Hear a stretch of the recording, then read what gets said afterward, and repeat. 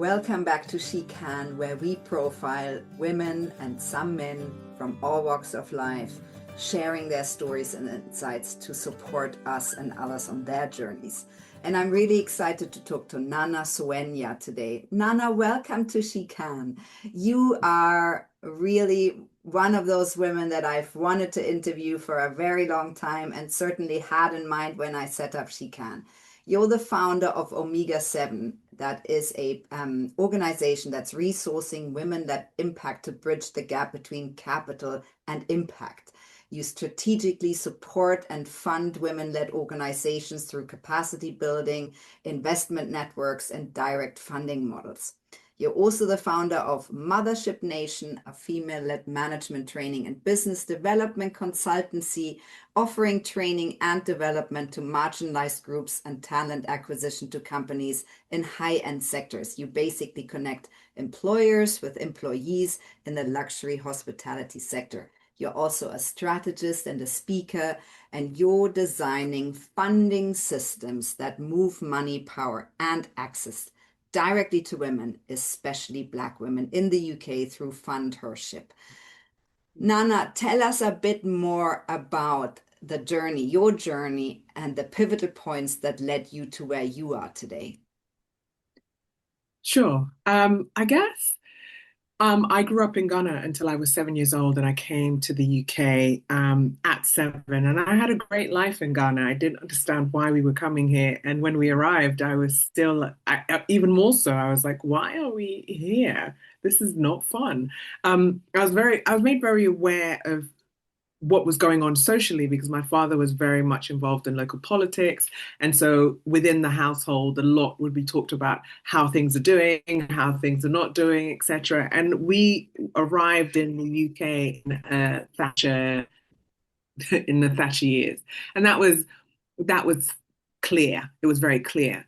And so from a very young age, I've always had a really high sense of justice and a really high desire and need to understand why things work the way they work, why, we have things instituted. I grew up in the 80s, and back then, not all women were, given the privilege of working or were given the kind of jobs that a lot of women have access to now, even though we will forever be in a gender equality gap, and I always wondered that because I, as a young woman, felt very capable, as a young girl, felt very capable of doing many, many things, climbing trees, building cars, doing all of the things. And then as I was growing up, I realized that there were certain things reserved for women, certain things reserved for men. And it got to a point actually in my teenagers that I thought I wanted to be a man just because I wanted to be treated better. Literally, that was all it was. And so that idea that women have been at a deficit has always been present in my life. And as a young person growing up in a Christian home, missions were something that was talked about a lot, in my circles, etc. And I thought I could do something with my life, helping other people. Right. Going on mission. And I did some short-term missions, but then I felt that I had to dedicate my life to that. And that's how I ended up in Mexico after some years traveling around Europe and living in different countries and being in Spain. So my journey, and also watching my mother, who was a thriving woman with her own home and her own things, come into a country where it kind of sapped her life. Mm-hmm. And I didn't quite connect the dots, but I suffered the consequences of it and I didn't understand. Now I do. Now I can understand the full picture. But knowing that my mother was somebody who, when we were back in Ghana, my memories of her, she did the things she wanted to do. She moved the way she wanted to move. And then she came to a country where her qualifications were not accepted, where she had to, at the age of 42, having never done hard labor in her life, had to go and work in a crisp factory. And, it's not a bad thing, but if you've never been, I can't imagine myself at this age going into like a mining, I can't imagine myself doing that. I would have to adapt and adjust as she did, but it would break me.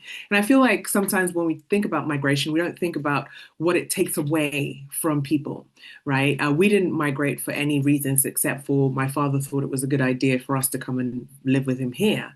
Mm. So all of that shaped my desire to find solutions to things that held women back, finding money, finding being allowed to do the things that you really wanted to do. And it was interesting because in all of that, my mother didn't understand why I refused to do anything that I didn't want to do.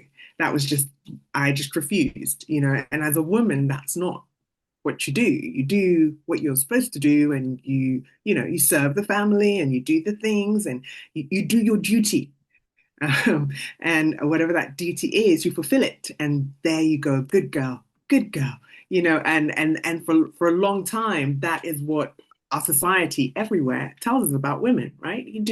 Be a good girl, do the thing, do the thing that is expected of you. Don't complain, smile through it, it's gonna be fine. So that shaped I guess, my cosmovision on what to do with my life. And so that led me to Mexico. And specifically in Mexico, I was going to be working with young girls and women that we were trying to bring out of um, sexual exploitation. Mm.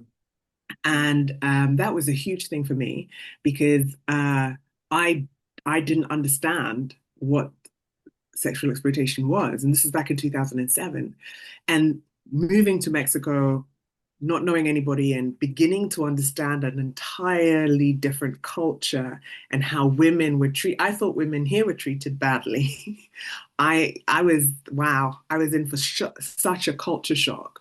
And also at the same time, I met incredible women who fought against every single known obstacle to achieve the things they needed to achieve because there even women's rights, a woman's thoughts, a woman's desires were pushed down. So that also in my 20s shaped what I understood, and I began to research and investigate commercial sexual exploitation. And it also made me see that a lot of the current systems that we were in, that we have been in, are not working. But very few people challenge the status quo. They're not working. We talk a lot about it. We talk a lot about the fact that they're not working, but very few times do we find the resources to actually create tangible solutions that can work, right? Or when people do have those tangible solutions, a lot of times they're coming from women, but women are not listened to and women are not heard. And so through that journey, I spent over 13 years back and forth in Mexico, researching and investigating, creating campaigns, working with survivors, working with all sorts of people in government, in the local community to understand and to work. And it taught me a lot about a different culture, about working with patients, about working strategically to find solutions that are outside of the system. A lot of the women created a lot of programs outside of the system because within the system there was no help. There was no access, there was no money, so they would create their cooperatives, they would find ways to be creating solutions to their problems.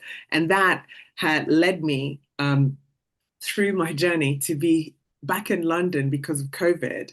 And that's when I started Mothership Nation because again, I needed to find something to do. I had to leave everything in Mexico. I need to find something to do. And I thought, okay, I just don't want to do recruitment. I want to find a way to bring underrepresented young people into high-end hospitality, but I want to do it in a way where people are not losing, people are not leaving, and people are not losing, right? Because it takes at least 26 weeks for one new recruit to start making profit within your company, right? And a lot of times, what we were finding is that by the 10th week, they've gone.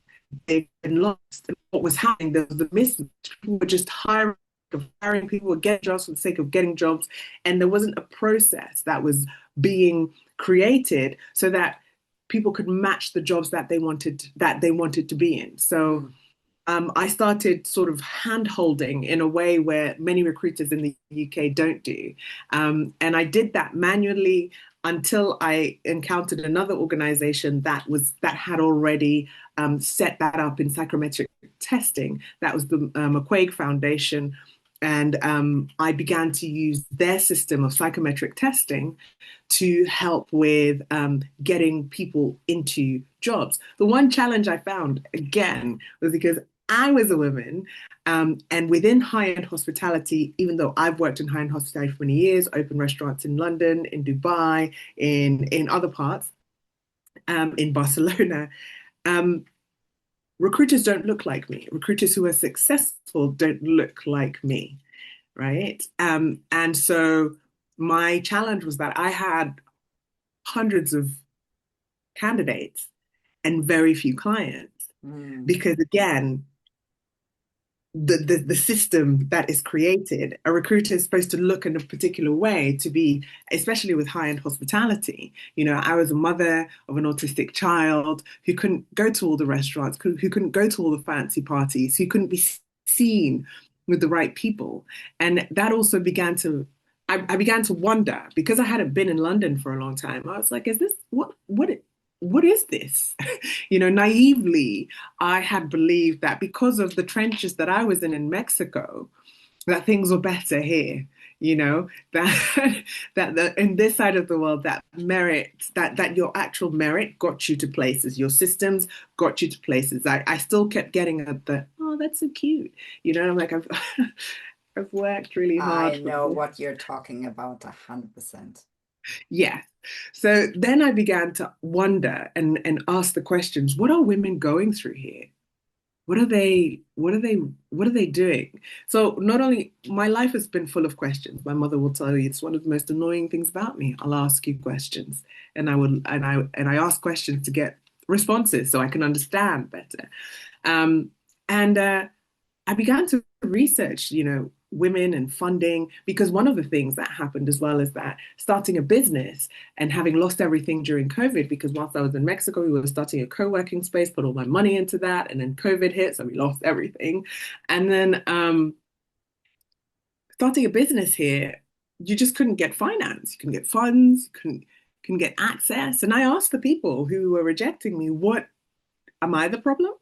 And to a certain degree, yes, because I hadn't been in the country. So, you know, if you don't have a credit history, do you exist? Are you viable? Does it matter? You know? And then the other thing was that it was my gender, it was my age, it was my marital status. And I was like, I'm sorry, what? And, you know, lots and lots of women are out here applying for loans, applying for finance, applying for grants, and walking away thinking, I didn't do well enough. Yeah. I must have done something wrong. When it's actually a system that works against you because it locks you out. The parameters that are set, you can't get past, right? I'll give you an example. There are about 300 grants for business people in this country. So free money, 300 of all sorts. 100 are aimed at all women Nothing. only. You know what I Yeah. mean? So, so the large majority of grants everybody can apply for, but we know who's going to get it, right? It's all the men, all the men. Of those, only 5 to 10 are aimed at women of any creed and color. And then of those, only 3 to 5 are aimed specifically at black and brown women. And we're supposed to be competing from the same starting line, you know?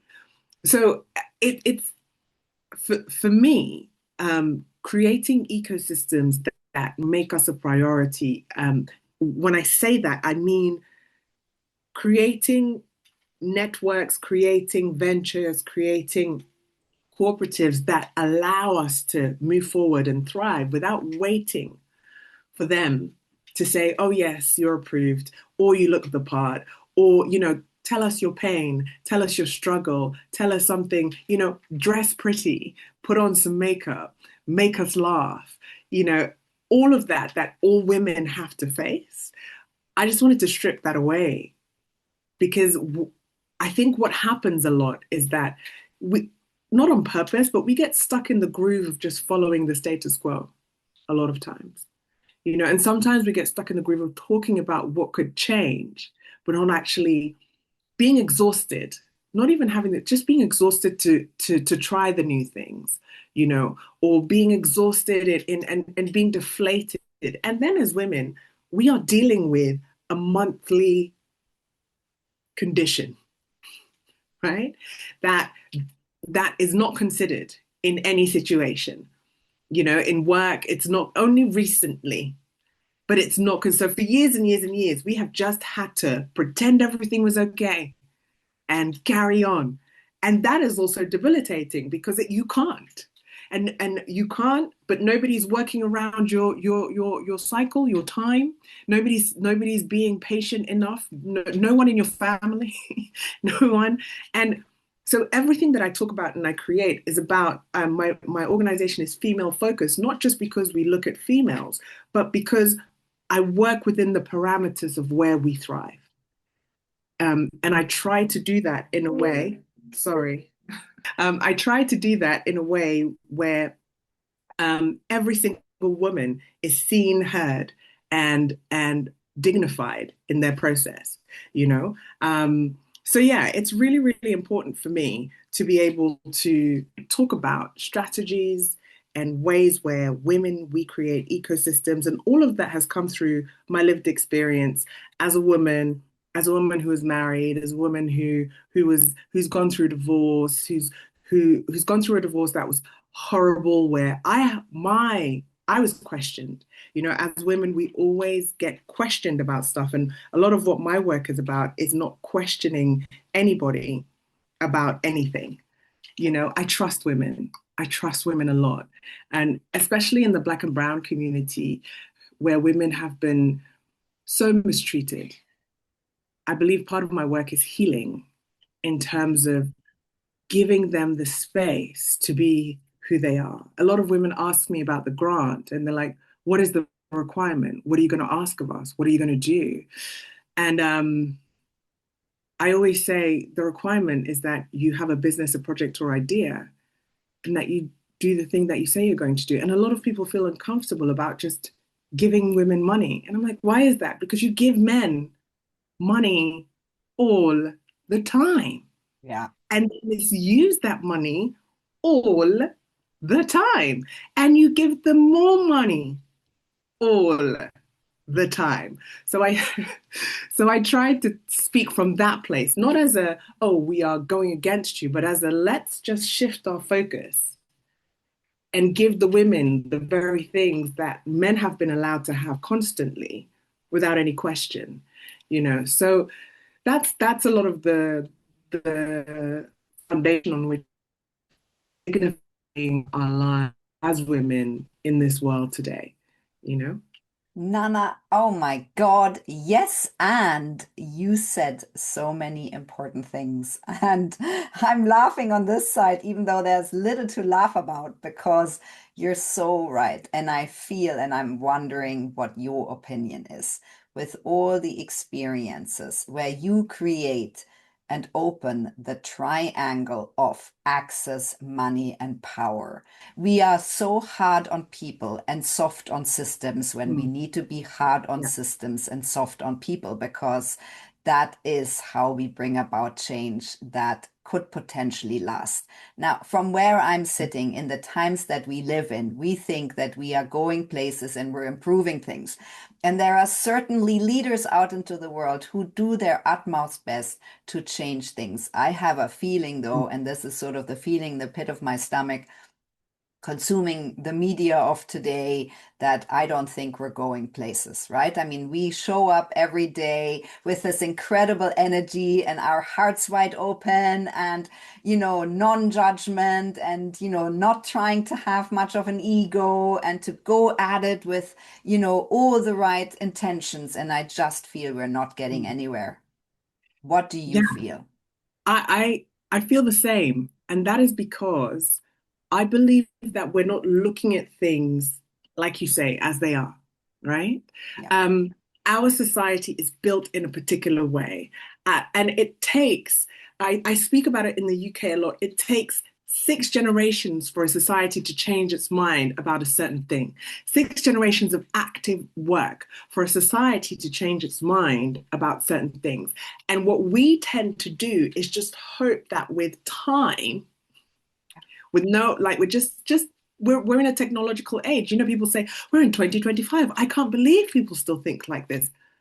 It makes no sense if there is not an active mindset change continuously and consistently, even ourselves. We cannot. And then there's a lot of what I believe, what I call aspirational living. And when I say aspirational living, it means that a lot of people, like I said, have a lot of things in their mind that they understand to be true, but it's not aligned with their actions or their words. So it's an Absolutely. aspirational life. So what happens is that, oh yes, I believe in this and this, and but it's all what I call, my phrase that I coined, air thoughts. It's just air, right? Because you're not aligning it. It's not something that you deeply believe. The things that you deeply believe, you act on, Yeah. right? So what we're finding is that, like you say, I think what's happening, people are not having those hard conversations. Stop the BS. Yes, Stop it.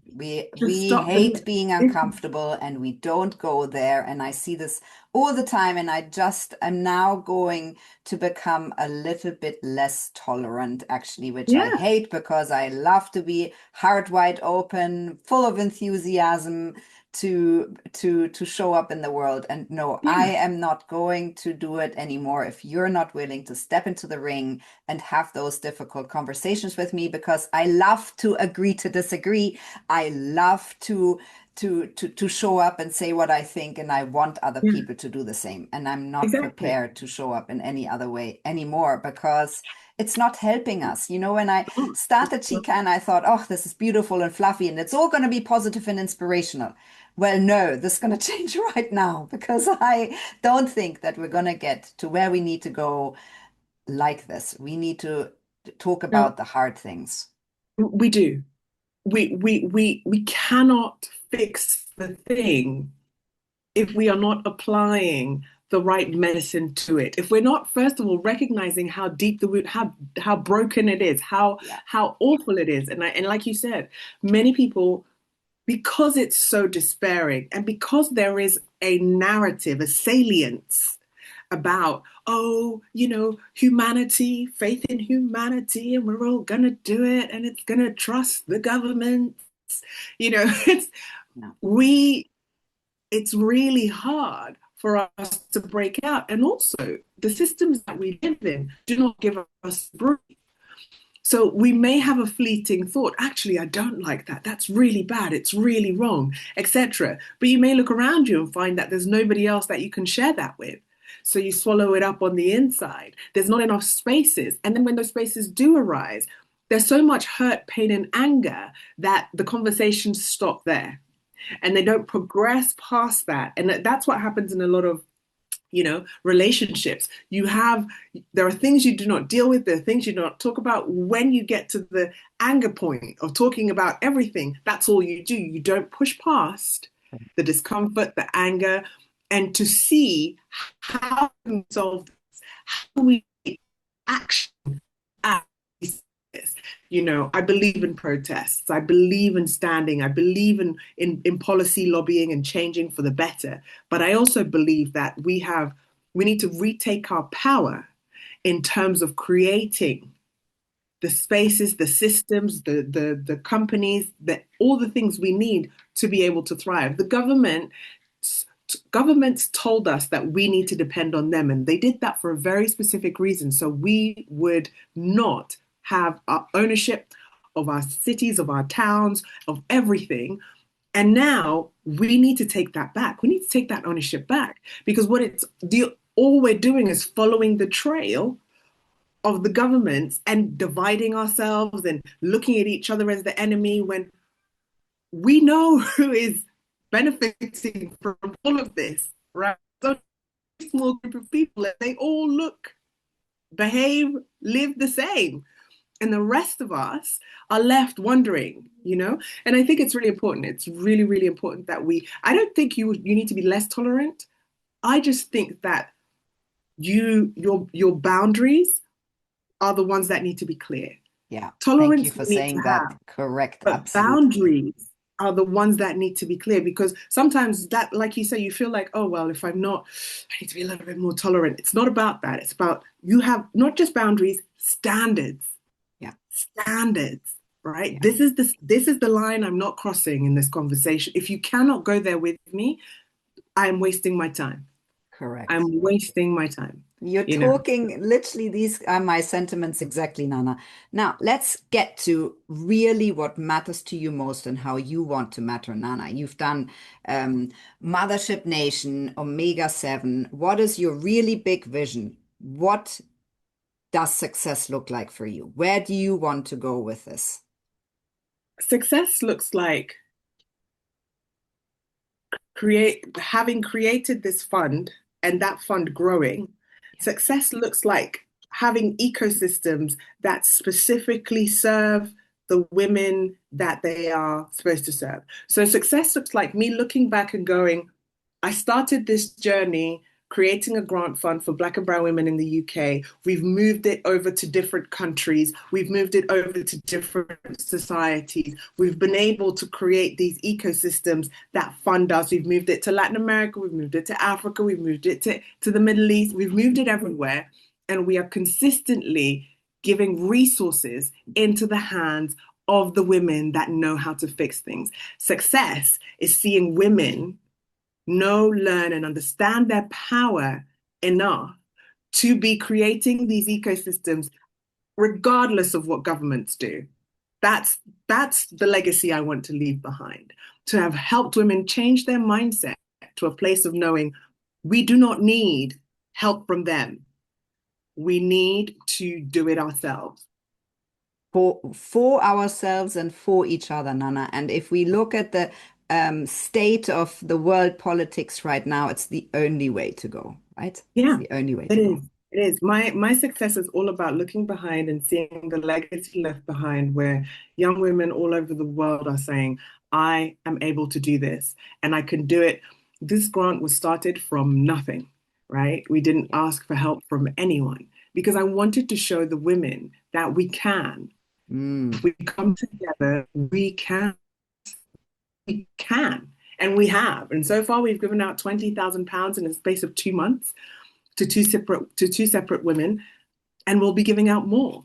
And so it's all about leaving a legacy where people are like, oh, she didn't just talk about it, she did it, and so can I, you know. So amazing. that's what success is for Nana, me. so give us your tips for any woman, especially brown and black women listening here who thinks, okay, how do we access funds though? How do we do it? I'm going to be honest with you, it's really difficult. I'm going to be honest with you. Yeah. Find the traditional ways through to get funding that are set up now are difficult. What I would suggest, and what I say to a lot of the women, is that you need to try to try to get past your lack of trust. Um, try to get past the things that you think can hold you back, and get yourself into groups where you can work together. One of Mm, the easiest ways to access money is not to go to the banks by yourself, not to go a group of three of you with the same business idea coming together to start a business is much stronger, which everybody does, yeah. right? People join ventures. That's one of the ways. If you are in business, find other women. Men do it all the time. They come together to buy cars and share the Mm, car all the time. We should be doing those kinds of things. We shouldn't limit ourselves. We need to get over ourselves, I believe. We need to get, I was talking to some women yesterday and she was like, I have all of these ideas, but I'm just scared. And I said, well, you don't have imposter syndrome. You just need to remember that you've been questioned all your life. You can't. I think it's a mindset change. It's not about, oh, I think there's a lot of fluff when people are giving advice, right? yeah. Look at the work, basically, look at the work that you've done and tell me that it's not great. Tell me that tell me that you haven't put your work into this, and then go and do the thing. Have, I say to all women, have the audacity of a mediocre man. I know Exactly. it's hard because we are not mediocre, so it's hard for us to think like that. But look at the mediocre men in your world and learn from their audacity. And they To- can fail. They are allowed to fail and they fail and they fail, and we still It's not even give they're them allowed to money. fail. So, They yeah, fail and fail. yeah, They fail and fail. But not only that, working in partnership, I think, is the quickest way to get money. yeah, Working in partnership is the quickest way to get access to funding, and then creating ecosystems of funding that help you, that help yourselves, you know? If you, and the thing with women is that a lot of times we've been led to believe that we can't trust each other, mm, right? yeah, And that's not true. If you can't trust, do what everybody else does, write an MOU, write a contract. Do you, going into partnership with other women does not mean that they need to be your best friends.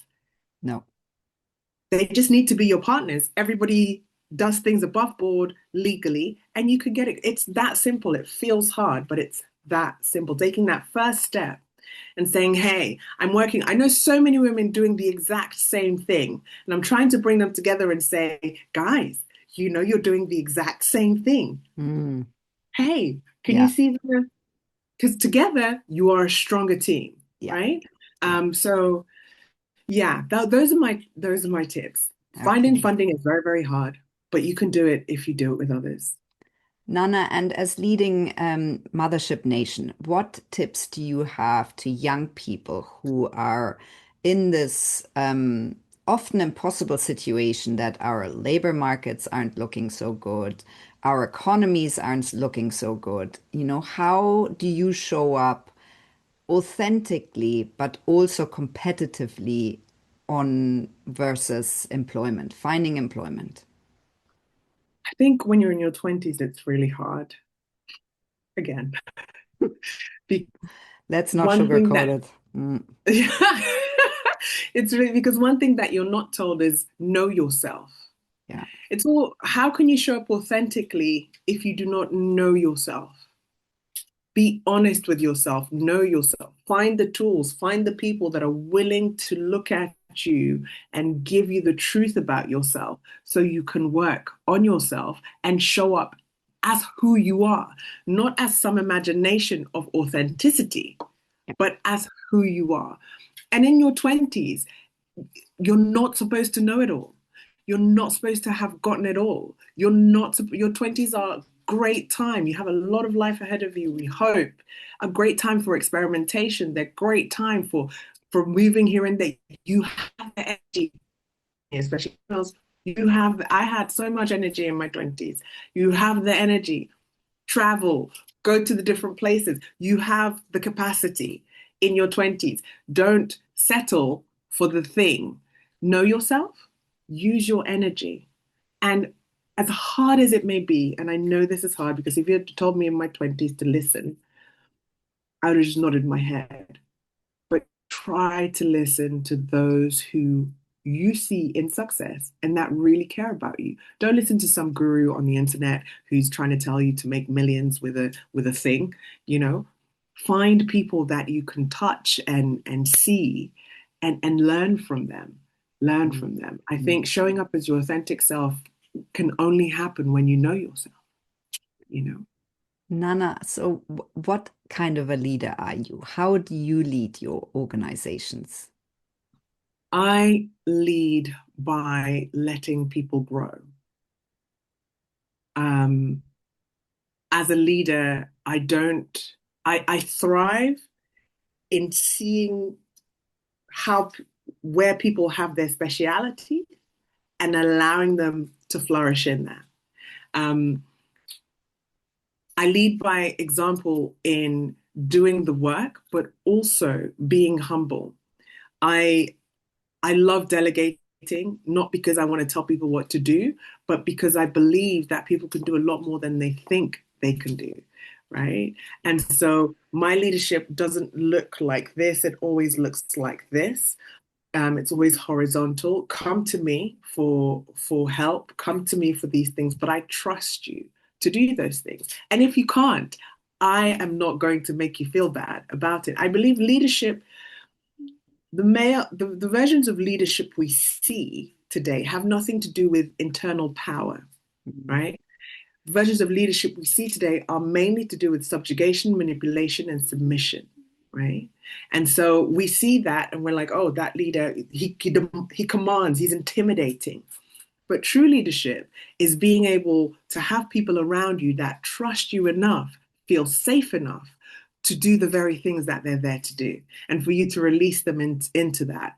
Because that's when true leadership is not just about getting results from the task, it's about nourishing people so that as they go away from you, as they grow well and they grow healthy and they turn into great leaders and good leaders, right? That is the legacy of a true leader, not just, oh yeah, she was great, but she was terrifying. Oh yeah, she got the work done, but I didn't like her. And it's not even about liking. It's about we're human beings. We are not robots, we are not machines. And what marks our lives, what changes with us, how people treat us. So if as a leader, you don't have the legacy of people saying, you know what, I felt safe, I felt seen, I felt heard, I could grow, then you need to reassess your style of leadership, I believe. Yeah, So I agree. And I always am flabbergasted. Why in the world do we feel as humans safer with a bully who has no trust in anybody else rather than the people who we know believe in us and we feel less safe? And we often, or at least right now, we have very many leaders in the world who portray exactly that bully um, sort of image to the outer world, and people put their money and their votes in their corner because they feel safer. What do you feel is sort of the secret sauce? If you look at the women that you feel might inspire you, that you look at because they have been able to crack the code to the secret sauce to make it, right? They have yeah. managed to access, they have managed to fundraise, they've managed to amass power in whichever way, shape, or form.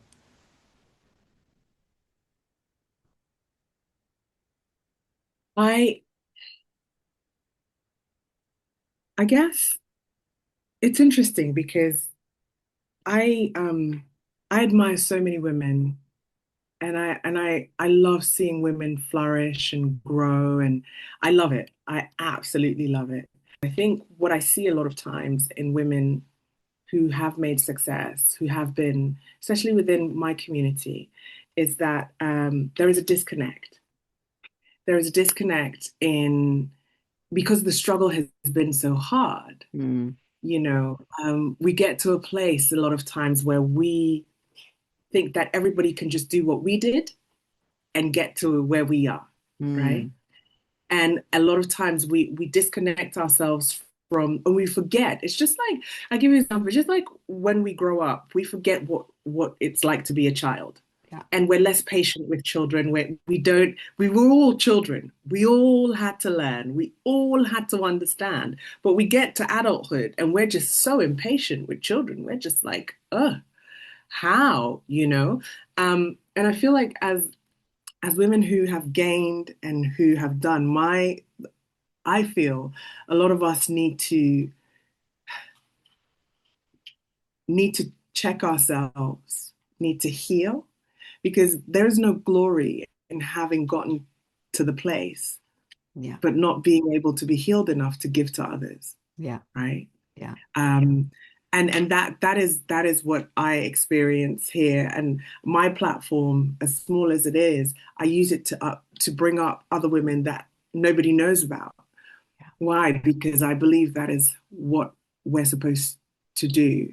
Because otherwise, who will do it? And how will we do it? We'll just stay in this cycle of, there's not enough women leaders, of course, because nobody's raising them up. Nobody's Mm, giving them a platform. There's not enough. There's a lot of talk, but it takes just one moment. And it takes one moment of also giving freely. There's so many powerful men that help other young men for free. yeah. So many powerful and rich men that help other young men for free, right? And a lot of times we we think it's a, give and take situation. Quid Those pro. those powerful men can, those young men can never give half of what they're getting from those men ever, no matter how big they get, right?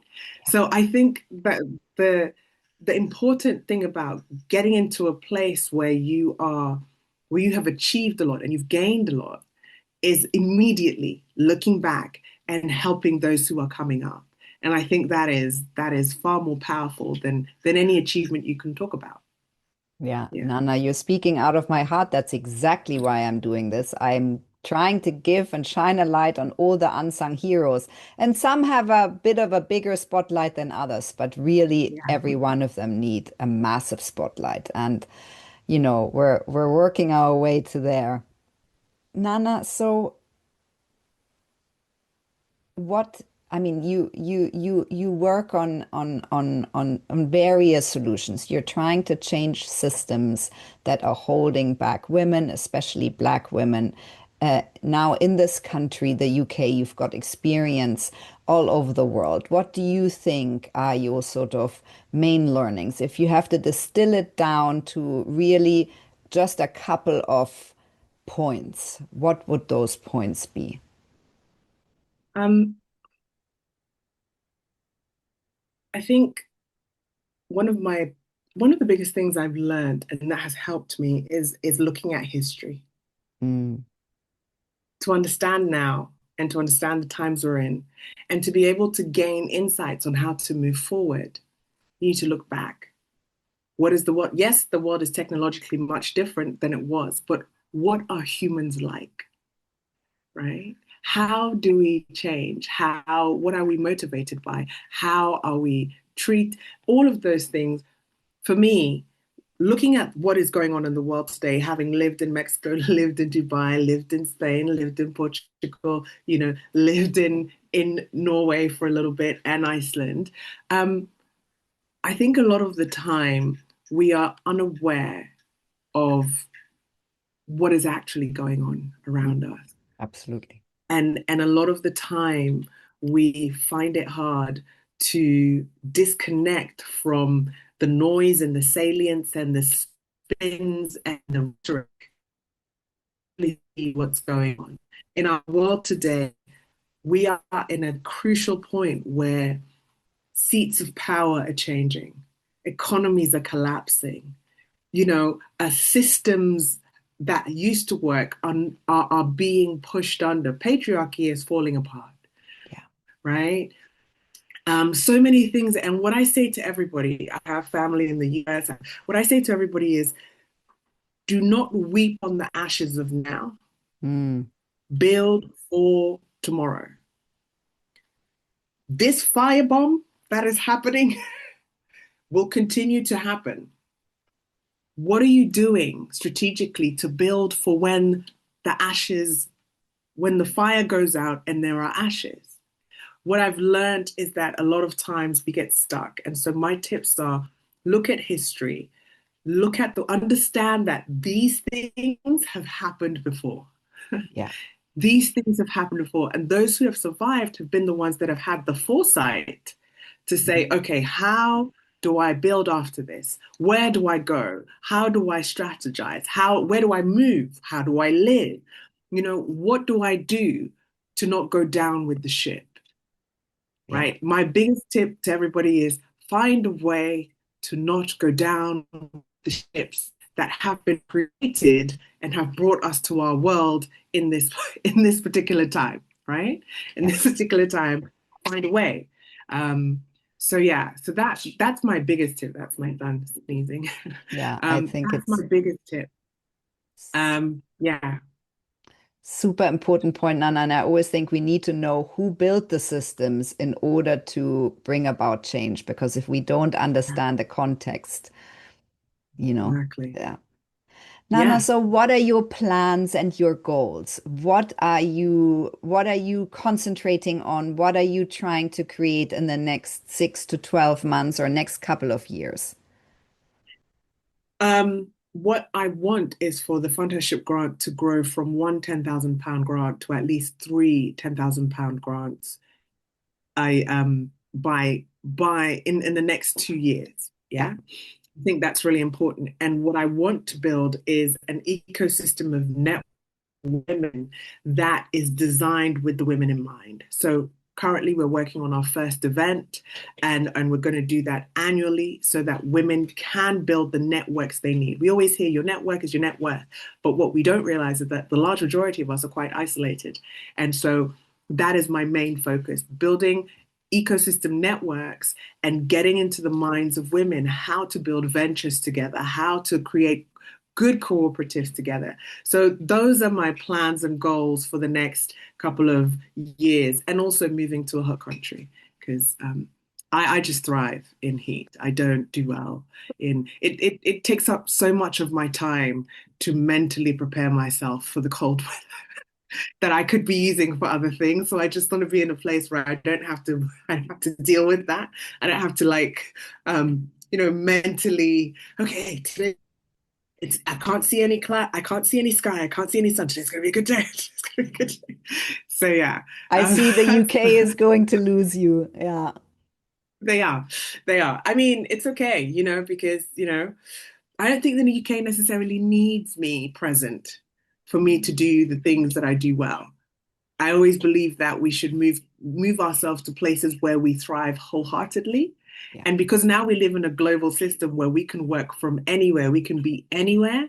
Correct. Being where we are centered and good allows us to do anything across borders. So yeah, so my main goal is growing the fundhership grant, actually, and also working with the women globally to get them the resources they need through funding.